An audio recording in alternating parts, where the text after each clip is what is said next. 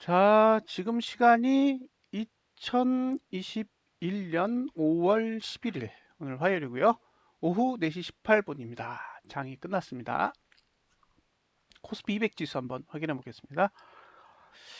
자, 어제 상단선을 들고 지난달 고가까지 깨고 올라갔는데요. 오늘은 반대로 다시 원점으로 돌아왔습니다.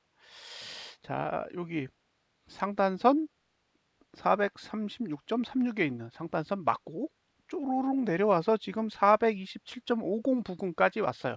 아직 상단선 위에 있습니다. 상단선을 들고 올라가려면 개인이 매도해야 되죠. 예. 누적으로도 매도해야 됩니다. 당일도 매도이어야 하지만 누적으로도 매도이어야 해요. 그런데 오늘 개인이 3조 5천억 매수했거든요. 그래서 누적으로 매수로 바뀌었어요. 당일도 매수, 누적으로도 매수. 그러면 상단선 위에 올라탈 수 없죠. 그래서 거의 427.50 부근까지 지금 내려와 있는 상태입니다. 아직도 매수해야 될 이유는 없는 거예요. 예, 이 위치에서도 매수해야 될 이유가 없는 거예요. 매수는 전봉 저가가 붕괴되지 않는 조건 하에서 아무 데서나 매수를 하셔야 되는데 적어도 427.50 위에서는 매수하시면 안 되죠. 상단선이 있으니까. 자, 주봉으로 가보겠습니다. 주봉이 갭상승이 아니라 약간 강보합에서 시작하면서 상단선이 발달돼 있었죠. 그래서 지금 상단선 하나, 두 개가 있었는데 다 토했어요, 지금. 그리고 427 라인에 하단선이 있는데, 그죠? 이게 얼마냐? 427.19. 근데 저가는 2일이에요. 예, 안 찍었어요. 하여튼 그 부근에서 튕겼습니다. 이건 인위적으로 튕긴 것 같아요. 오늘 딱히 여기서 튕겨야 될 이유는 없었는데 예, 굳이 튕겼어요. 만약에 매수 전략을 가져가셔야 된다 그러면 여기 427.1 라인에서 지난주 저가 사이가 될 텐데 두 가지 문제가 있어요. 하나는 지금 개인이 현물을 매수하고 있다는 게 문제예요. 그쵸? 개인이 현물을 매수하고 있으면 파는 주체가 외국인이나 기관이 되기 때문에 하단선을 누를 수 있다는 게 문제가 되고요. 두 번째는 이미 상단선을 갔다가 내려오는 거기 때문에 상대적으로 힘이 강할 수 있습니다. 그래서 그런 부분들은 감안을 하시고 대응을 하세요. 어쨌든 지금 위치는 주봉은 상단선 아래에 있지만 월봉은 상단선 위에 있기 때문에 매수할 수 있는 위치가 아니에요. 그래서 만약에 매수를 한다 그러면 오늘보다는 더 하락을 해야 가능할 것 같은데 문제는 내일 하락할 때 개인이 또 현물을 산다. 그러면 회피 전략을 한번 고민해 보시기 바랍니다. 자, 일봉은 오늘 저가 방어할 의사 없고 오늘 고가도 방어할 의사가 없어요. 그리고 주봉과 월봉의 상단선이 있기 때문에 사실 일봉의 상단선은 딱히 의미가 없을 것 같고요. 지금 하단선을 쓸 수 있는 게 주봉이랑 일봉이잖아요. 근데 주봉은 지난주 저가 위에 있고 일봉은 지난주 저가 아래에 있기 때문에 만약에 개파락이 나오면 일봉은 활용하기 어려울 것 같아요. 그러면 주봉 전략을 사용하실 건지 아닌지만 판단을 하시면 될 것 같습니다. 다음에 선물. 선물도 이제 코스피 200 했으니까 뭐 별 차이 없죠. 선물은 거의 상단선까지 거의 내려왔습니다. 예, 별 차이가 없어요. 427.26인데 8호까지 왔으니까 거의 상단선까지는 돌려놓은 것 같아요. 주봉, 혹시 주봉의 하단선을 찍었을까요? 예, 그쵸? 주봉의 하단선을 지금 지킨 거예요. 그러니까 코스피 200 지수에 있는 하단선을 찍고 반등한 게 아니라 선물 주봉에 있는 하단선을 찍고 반등을 한 겁니다. 두 개나 쓰고 있어요. 자, 지난주 저가만 붕괴되지 않는다고 한다면 매수 전략을 사용할 수 있는 위치에 온 거죠. 근데 문제는 뭐냐면 주봉의 매수가가 월봉의 매도가예요. 그러니까 이 경우에는 돈에 의해서 좌지우지 되겠죠. 내려갈 틈도 없고 올라갈 틈도 없기 때문에 결과적으로 보면 매수, 개인이 매수를 하느냐, 매도를 하느냐, 그리고 선물이니까 외국인이 매수를 하느냐, 매도를 하느냐에 따라 방향이 달라질 것 같습니다. 매수하시고 싶으시면 주봉을 활용하시면 되고요. 지난주 저가가 붕괴되면 손절하셔야 됩니다. 일봉은 설명드릴 필요 없죠. 개파락하면 주봉을 쓸지 말지만 결정하셔야 됩니다. 자, 이제 레버리지. 자, 레버리지도 지금 상단선 부근까지 왔는데 아직 다 안 내려왔어요. 상단선은 27,852원이니까 27,850원 위로는 매수하면 안 되겠죠. 이 위에서는 청산할지 말지만 고려하셔야 됩니다. 하단선 처음 찍었네요. 여기는 여기 찍었어요. 27,929원. 그러니까 매수할 수 있는 최초 가격은 이 정도가 되는 거죠. 그러니까 주봉 전략으로 가져가신다면 이제 이 정도 가격에서 매수 전략을 사용할 수 있고요. 문제는 지난주 저가가 붕괴되면 손절하셔야 돼요.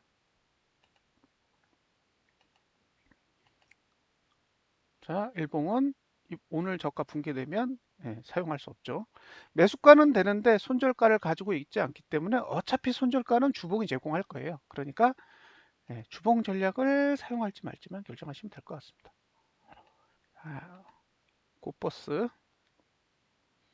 꽃버스는 1950원이 매수가죠. 1950원. 1947원이 매수가기 때문에 매수가 위로 복귀한 상태예요. 그러니까 매수하고 싶으시면 1950원 밑에서 매수해야 된다는 얘기가 이제 이런 얘기죠. 만약에 주봉만 잘 뚫고 갈 수 있다 그러면 이건 지난달 고가만 넘으면 2,300원대까지는 고속도로인데 어떻게 할지 모르겠어요. 지난달 고가만 넘으면 돼요. 지금 지난달 고가가 2,090원이거든요. 2,090원만 넘으면 제가 보기엔 고속도로예요. 고속도로. 2,300원까지. 그러면 지금 1,950원에 사서 2,300원까지 가면 나쁜 수익률 아닐걸요? 단기적으로 봤을 때 뭐 엄청난 폭등은 아니지만 2,300원에서 1,950원을 빼면 한 350원 정도거든요. 이게 1,950원으로 따지면은 퍼센티지가 17.9%니까 한 18% 정도 수익돼요. 그럼 지수가 한 9% 정도 빠진다는 얘기예요. 참고하세요. 주봉은 이제 상단선 왔죠. 여기 아래 매수가, 그쵸? 1,910원 아래는 사고, 이제 목표가 1,970원 위로는 사면 안 되는 거죠. 홀딩을 할지 말지만 여기는 결정하시면 돼요. 주봉으로 봤을 때. 그리고 2,060원을 넘으면 성공이죠. 그래서 아마 2,060원을 넘으면 지난달 고가도 넘을 거예요. 그러니까 여기를 넘어간다라는 건 지난달 고가를 넘는다라는 거고요. 지금 여기 보면 고가 투자 심도가 0이기 때문에 넘어가려면 이번 주에 넘어가야 돼요. 그래야 완전히 방향이 바뀌어요. 그래서 이번 주 내에 지난주 고가를 넘는지만 보세요. 이번 주 내에 지난주 고가를 넘으면 지난달 고가를 이제 넘게 될 텐데 그러면 이제 고속도로 탄다고 보시면 될 것 같아요. 일봉은 아직도 위가 막혀 있는 거죠. 어쨌든 고가를 넘을 수 있는 여력은 있어요. 그래서 고가를 넘으면 이제 더 올라갈 여지가 있는 거죠.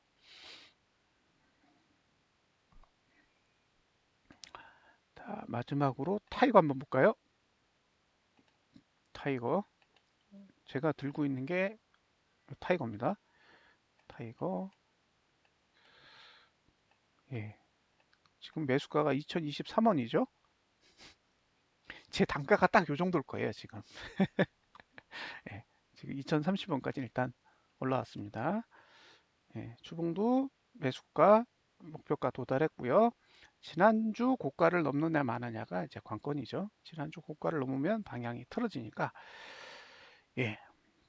오늘 화요일이니까 3일 남았어요. 3일 내에 지난주 고가를 넘어주면 됩니다. 뭐 일봉은 그냥 참고 삼아 보시면 될 것 같아요. 자, 그 다음에 보여드릴 거는 돈을 좀 보여드릴게요. 돈을 봐야 되죠. 차트는 돈의 그림자니까. 자, 코스피 5월 1일부터요. 5월 1일부터 보면 어제까지는 증권이 1조 2,564억을 매수했죠. 사실 어제 상승의 주력은 여기 있어요. 금융투자 증권이죠. 그리고 어제부로 개인이 순매도로 전환을 했어요. 이렇게 순매도로 전환을 하면 월봉의 상단선 위로 올라갈 수 있는 거죠. 그러니까 당일로도 매도지만 누적으로도 매도가 됐기 때문에 올라갈 수 있었다고 봐요. 그래서 어제 상단선 위로 올라갔죠. 근데 신기한 건 외국인은 어제도 매도였어요. 그러니까 외국인은 상단선에 올라가는 걸 원하지 않지만 증권이 가자고 하니까 따라갔죠. 근데 오늘 보면 개인이 2조 5,932억이고 외국인은 이제 2조 8천억대까지 매도가 늘었기 때문에 이걸 순매수로 돌리기에는 쉽지 않을 거예요. 현물은 그렇게 빨리 순매수로 돌지 않거든요. 지금까지 외국인이 작년 1월부터 매월 따져가지고 순매수로 끝난 달이 몇 달 안 될걸요? 예, 몇 달 안 될 겁니다. 거의 순매도였고요. 지난달에 제 기억으로는 4천억 정도 매도예요. 4천억 정도 매도. 저기 빼고 그 카카오 블록딜한 거하고 신풍제약 블록딜한 거 두 개 빼면 카카오가 5천억이고 신풍제약이 얼마더라? 2천억이잖아요. 근데 누적으로 3,400억인가? 그 정도 매수로 마감했을 거예요. 그러니까 결과적으로는 4천억 매도로 끝난 건데,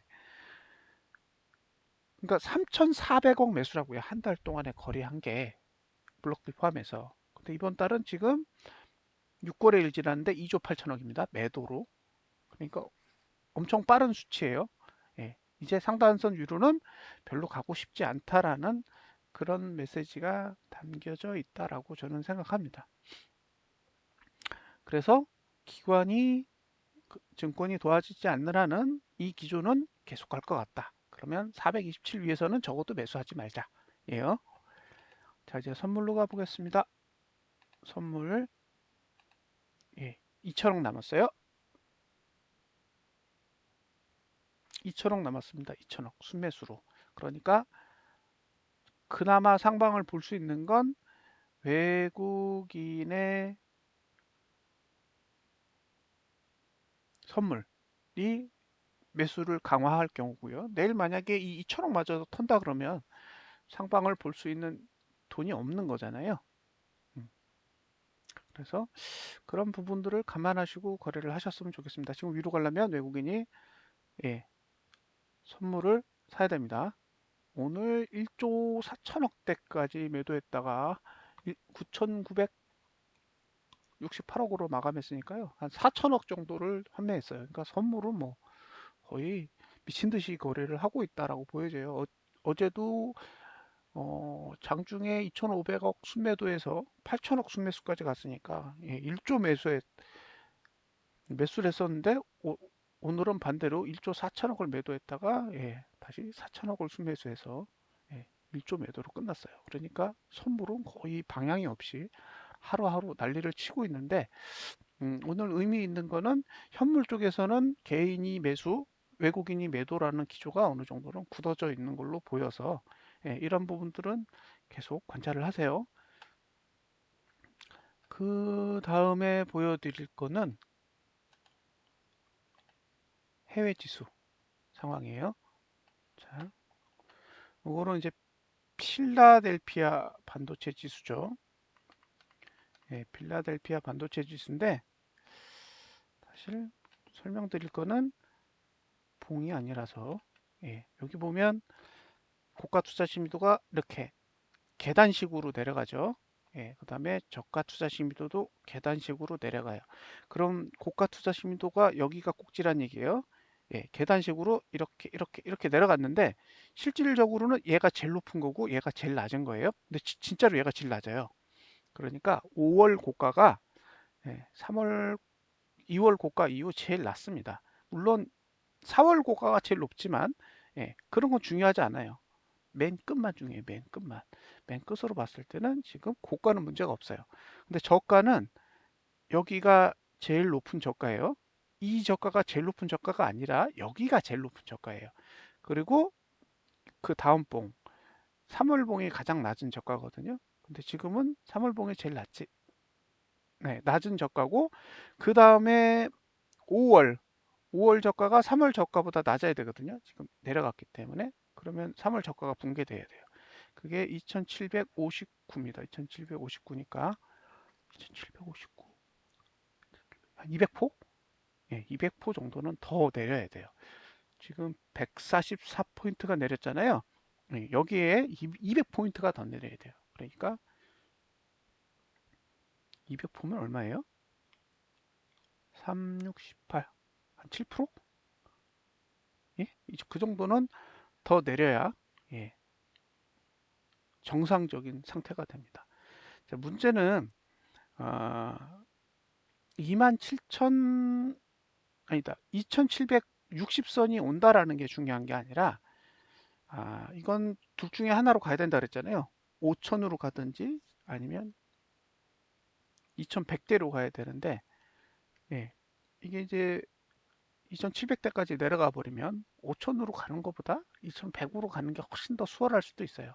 그러면 예, 방향이 아래로 아래로 세팅될 수 있다라는 점은 감안을 하시고 대응을 하세요. 그러니까 이게 떨어지면 이게 절호의 매수 기회다 이렇게 생각할 게 아니라 떨어지면 더 떨어질 수도 있겠다라는 생각도 한번 고려를 해보셔야 됩니다. 나스닥. 나스닥은 어떤 의미를 지니느냐? 주봉 먼저 볼게요. 주봉. 예. 그러니까 지난주에는 볼린저 밴드 5 하단선이 있어서 기술적 반등이 왔는데 이번 주에는 없어요. 예. 그래서 누르면 눌러지는 그런 상황이거든요. 근데 중요한 건 뭐냐면 사실 이번 주에 지난주 저가를 깬 거는 큰 의미가 없어요.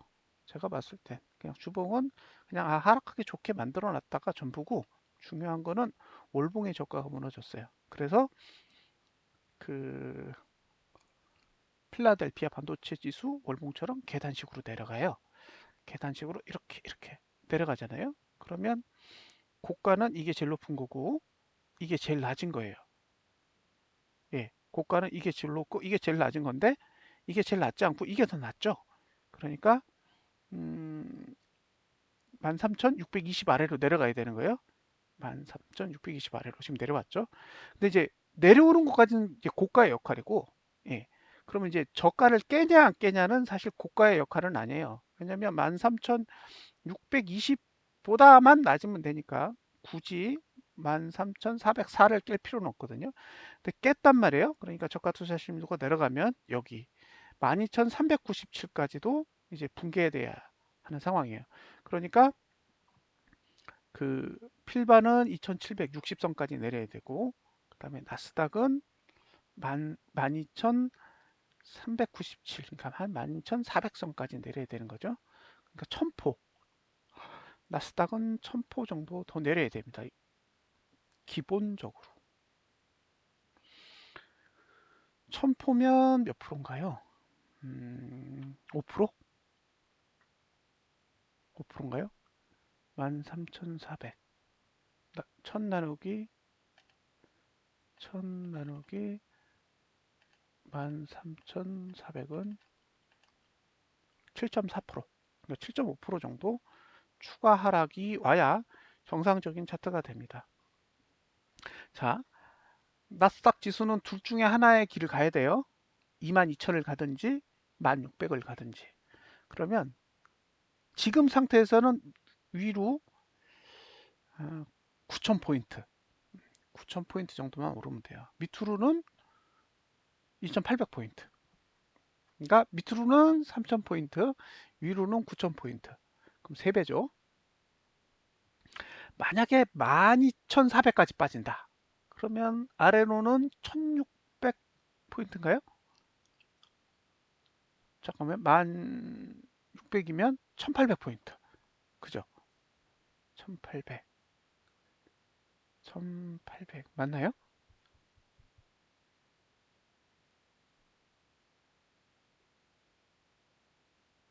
1800인가요? 잠깐만요. 12,400, 1600. 1800 정도 되겠네요. 그죠?